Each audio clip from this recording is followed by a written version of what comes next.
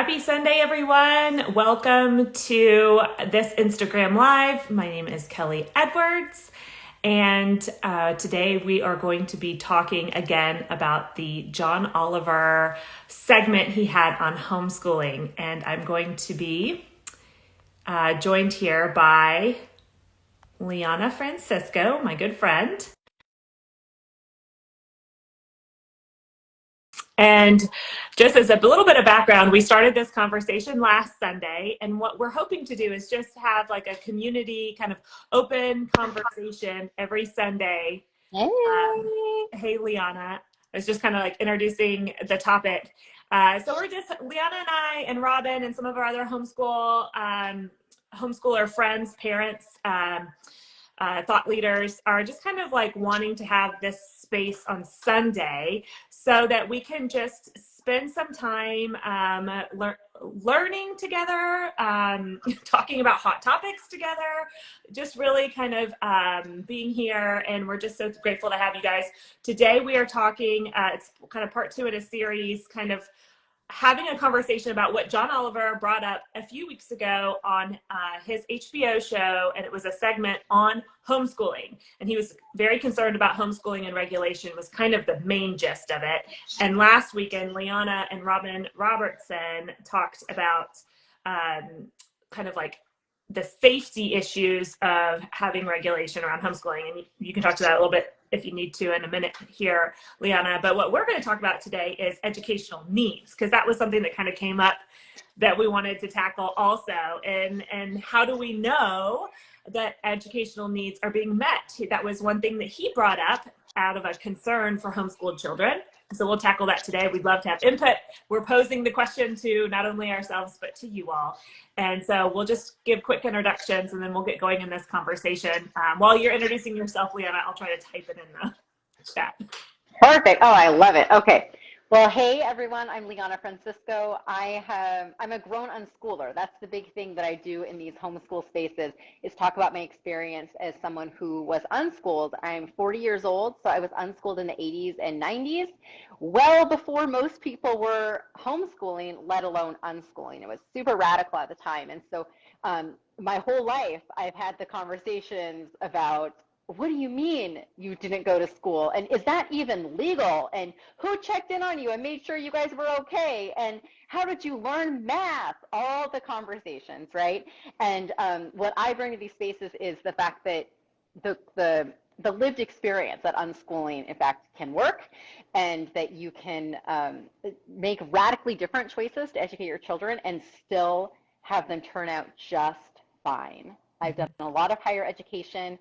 I'm a parent, I'm unschooling my son, I'm a foster parent, I've run businesses, owned businesses, all sorts of different things, and all without having a standard K through 12 education.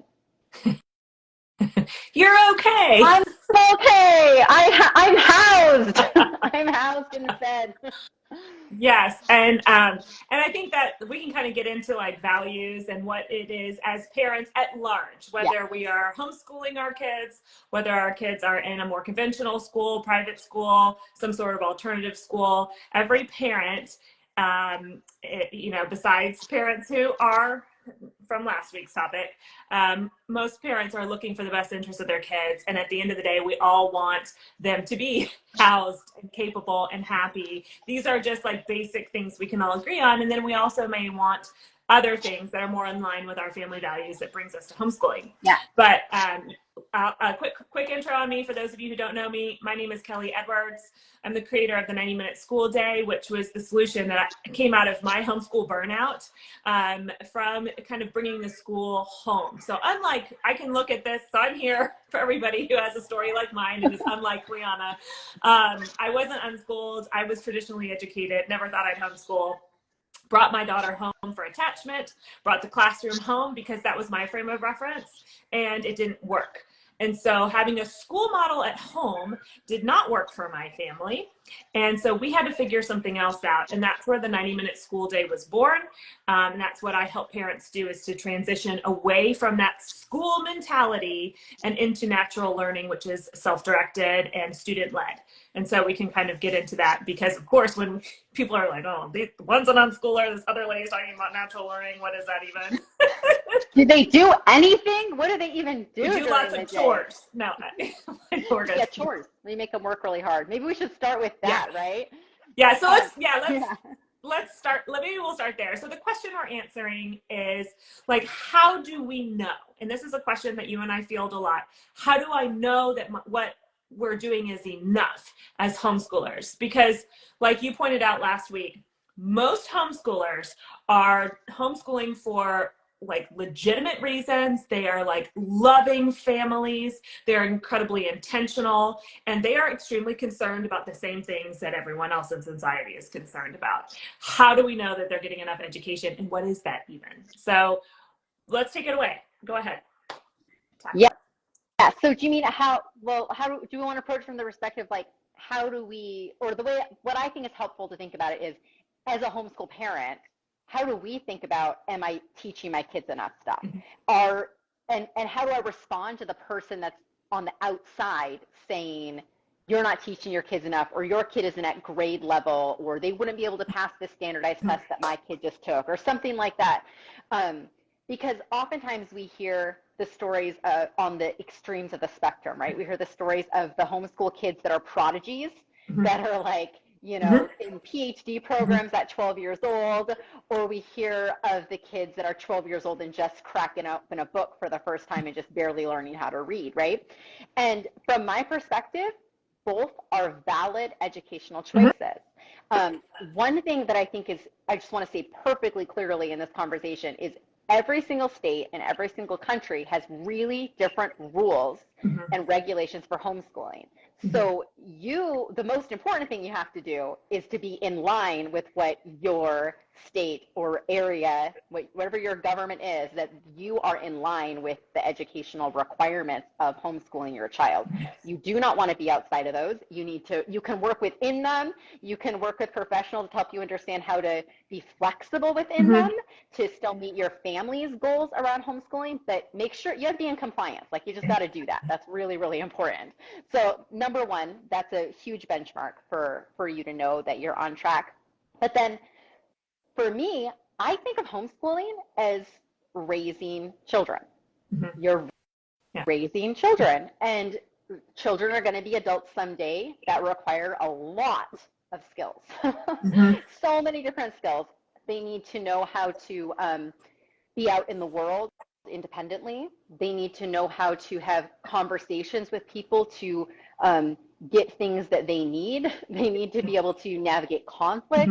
They need to be able to access information that they need to learn and learn that well, and then be able to implement that new learning. They need to be able to cook and clean and manage their money and have good relationships with friends and family. There's so many things they need to learn, and they also need academics, right? Because that's important in our culture. It's really good for your brain development.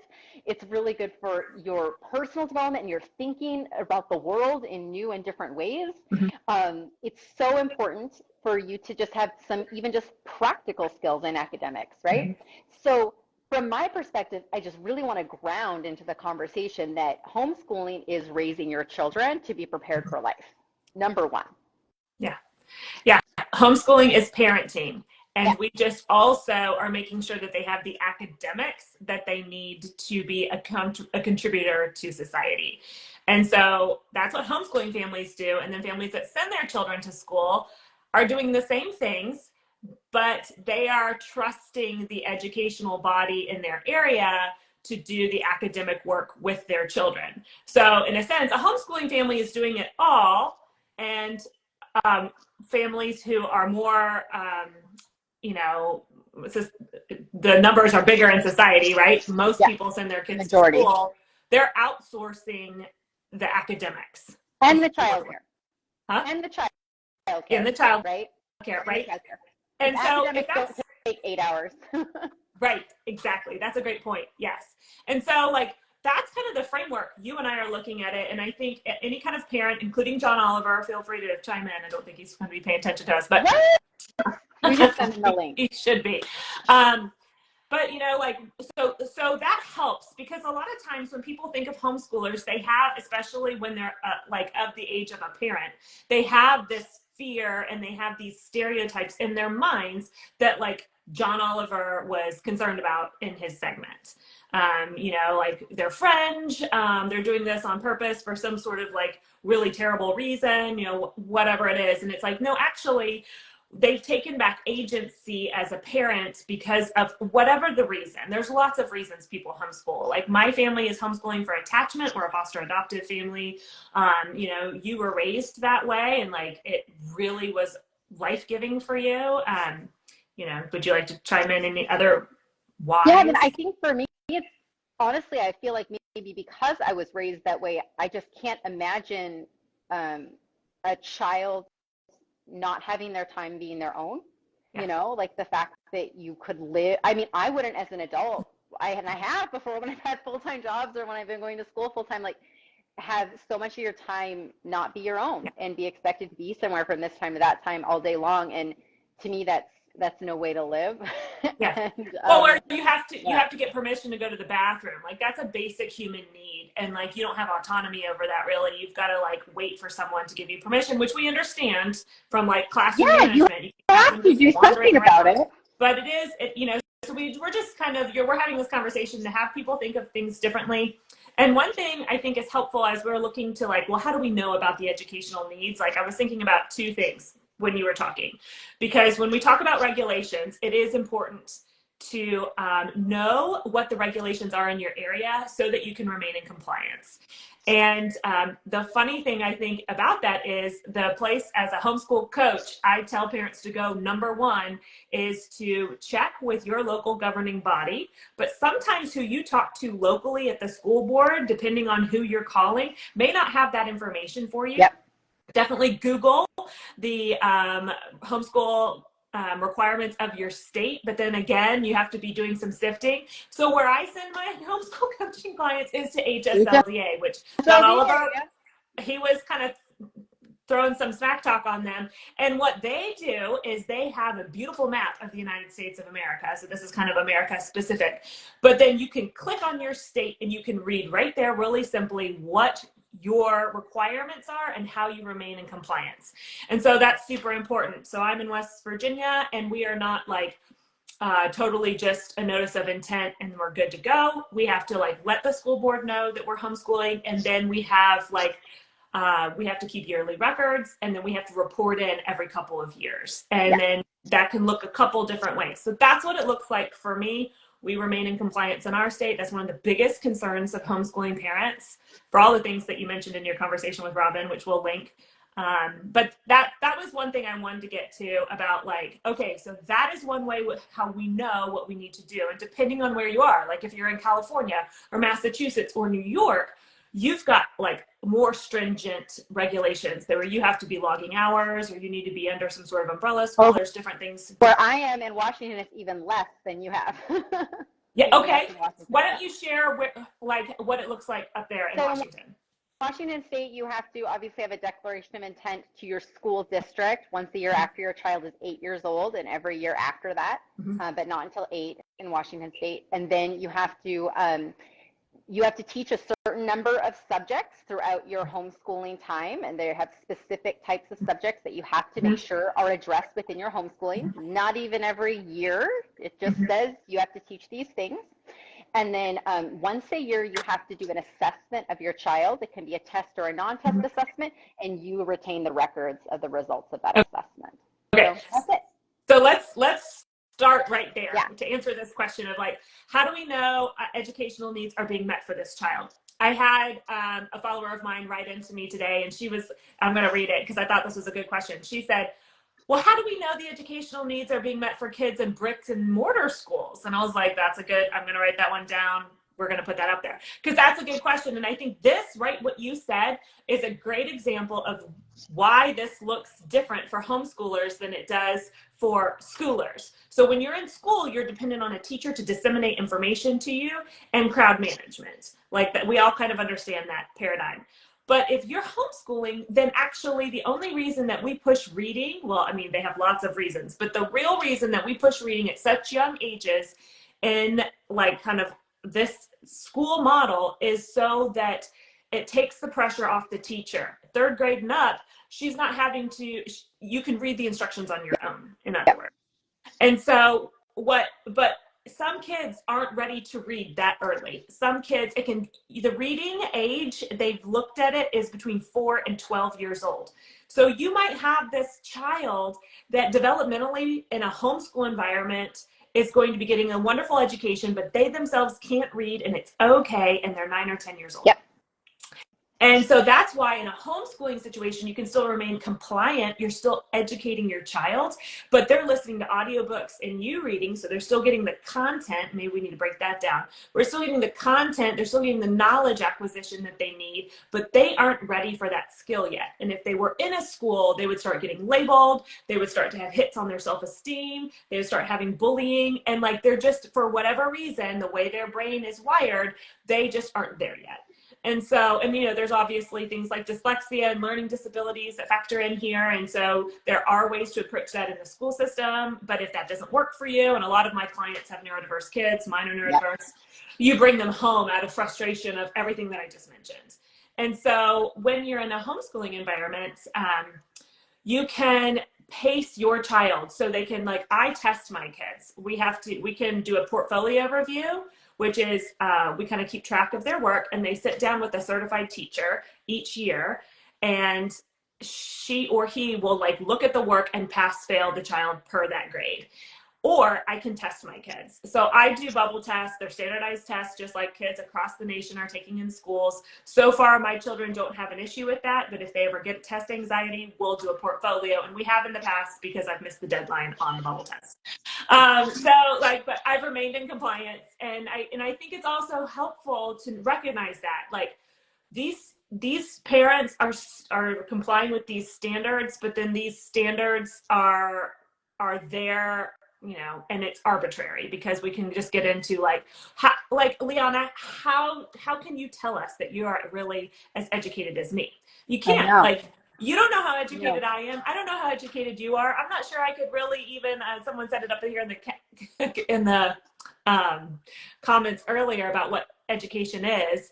And what is that really? And education to me is being able to answer the questions that you have and get what you need to get done. Like, kind of in a nutshell.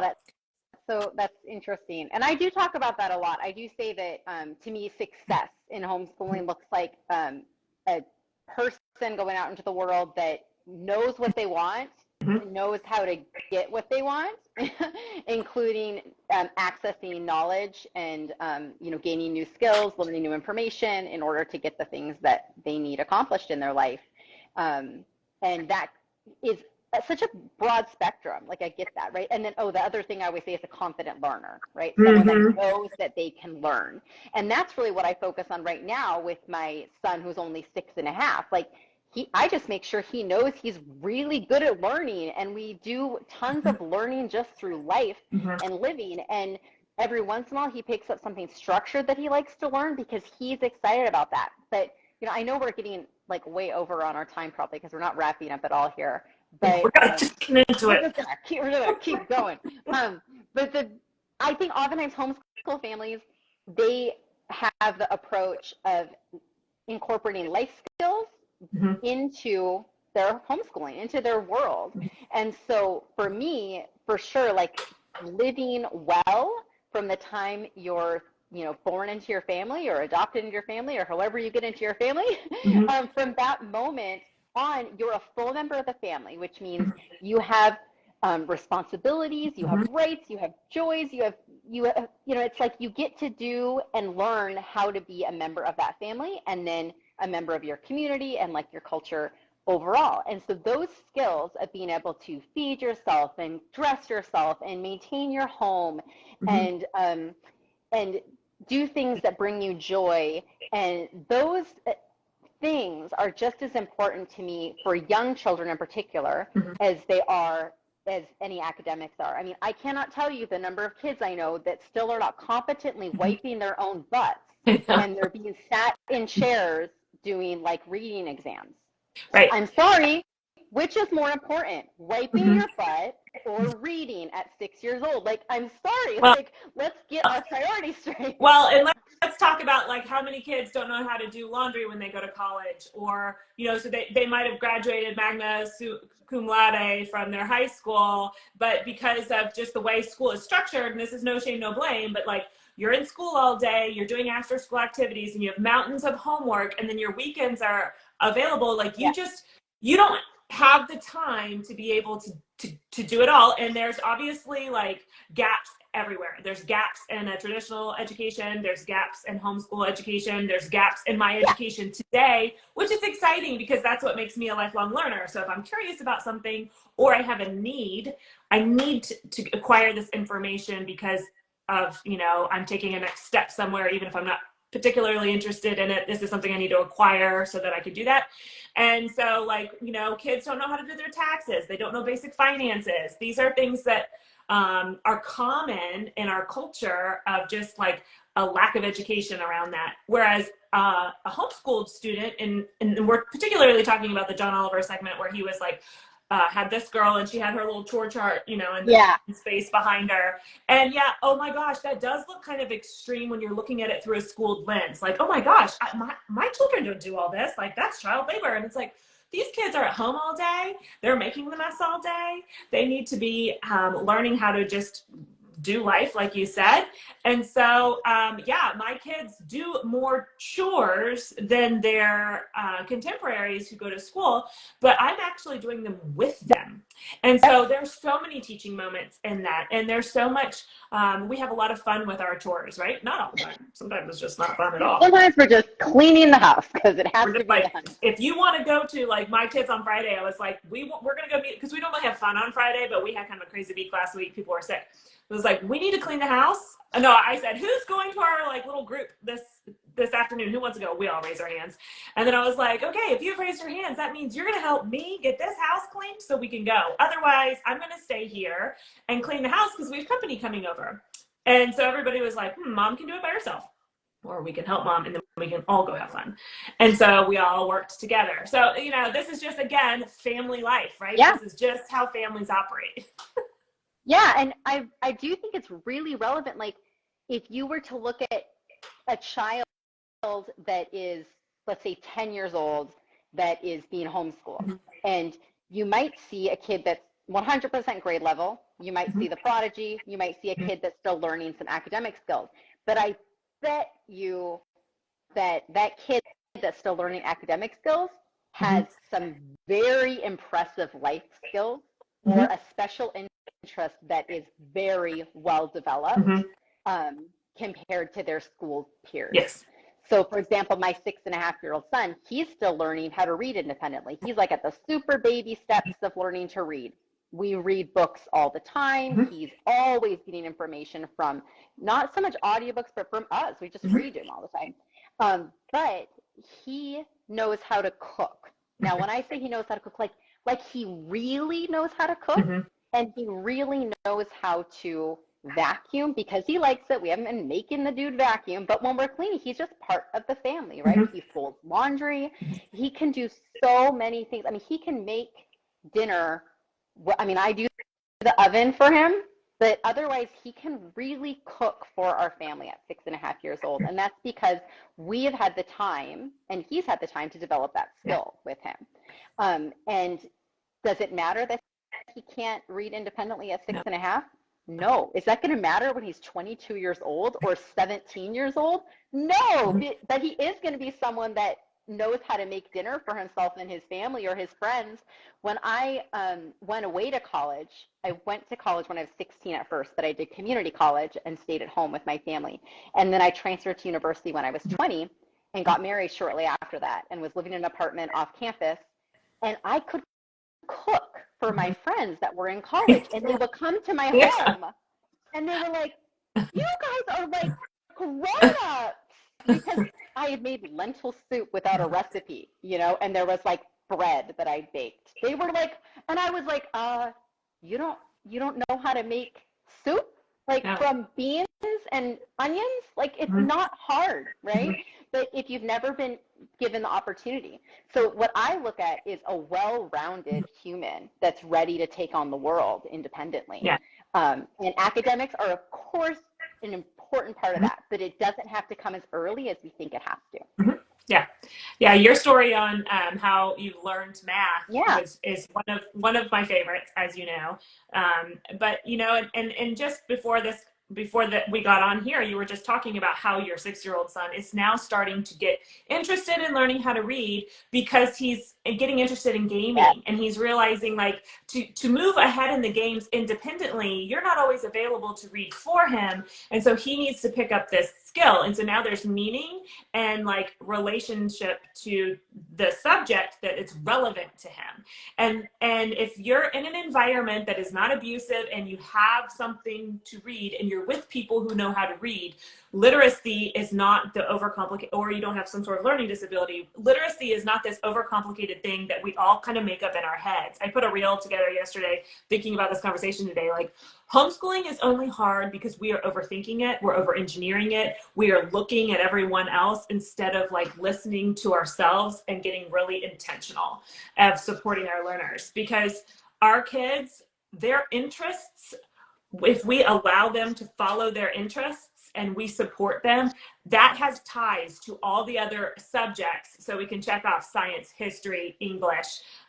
What else do we have to check off? There's the big five, Yeah. and we all know I'm like reading, writing, math, science, and history that you're just required. And we all agree on this. Like, no one's disagreeing educating your child, but we are looking at it differently. Like, I don't have to, because I tried that. I don't have to do like, okay, it's history class. Like, let's open our textbook, let's read, and then let's like remember what we learned yesterday and drill facts. Yep. Because that worked really well for my daughter and I. I hated it. She hated it. We had a lot of battlegrounds. We broke relationship. Why we homeschool is for relationship. And then when we just started like going to museums and we started to talk to our family history and we started getting interested in like a movie we watched and the historical things about that, then all of a sudden there was relevancy and meaning, and she got interested in history, and now she's a big fan. Yeah. Yep. So, and my son with the Titanic, he got super interested in the Titanic from a YouTube video he watched. Yeah. We've now like watched that old James Cameron video where they're like underwater at the real Titanic. He's now then learning about the other ships that were built at the same time the Titanic was, their sister ships, and now he's interested in World War I because one of them was like used in World War I. And it's like when you have more context for life and more experiences, when you then go to learn how to read or do math or learn history in a formal way, you are able to make connections so much faster. Yeah. That's something I really discovered being unschooled. When I went to college, I had a much broader range of knowledge than the students my age or even the 18-year-olds that were going to school. Because you retained it, right? Because you had real life, how it applies to you. Yeah, and I just learned lots of different things I was interested in, and I just had a broader range of understanding that made it much easier to apply new concepts and make all sorts of connections because my education had been broader in a lot of ways. Yeah. Yes. So we're kind of like against our time here. I wanted to mention like this article like really got me going. So I'm doing a podcast about it. Hopefully coming out this weekend. But for people who are concerned about more of the schooly type of this, like it's good. Like it's titled "Why Don't Students Like School?" and it's written by a cognitive psychologist out of the University of Virginia, so very schooly person. And it's an article from the American Educator in 2009, and he really frames it out great about like when we're educating our children, we want it to be something that they're interested in, has meaning and relevancy, and then it needs to be something that is a challenge to them that they can actually achieve.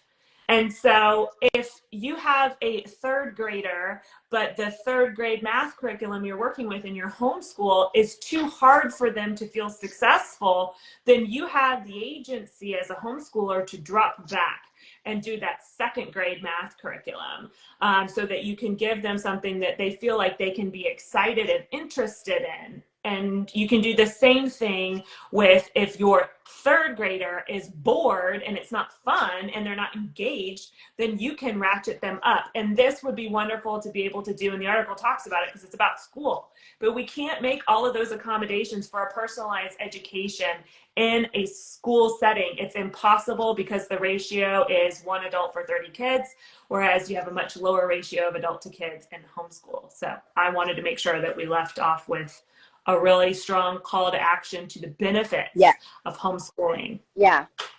I love that. I love that. And I think that, one thing you and I had talked about before and what Rob and I talked about last week is I think it's really important to have conversations about how we know that kids are learning and how we know that their needs are being met in homeschooling environments. And also that they're safe. Like, I think that's incredibly important. And I think as homeschoolers that those conversations can seem scary sometimes because it's hard to think that maybe people are going to be looking over our shoulders or we're going to have to justify ourselves at a time when we already have to do so much of that in culture that it can be really scary. So I think we shouldn't be afraid to have these conversations. I think we should invite them and have, confident discussions that are real and authentic about what our kids are really doing and how they're really learning and not be scared when it looks wildly different than school. Yes, because if you are being the wonderful parent you know you are, then you have nothing to hide.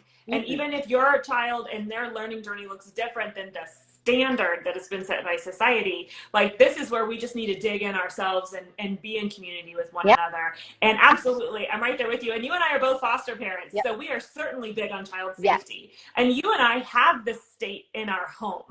They come and check up on us because we're foster parents. Came over this week when my child was mopping the floor in his underwear. So yes, it is the way it is. It is the way it is.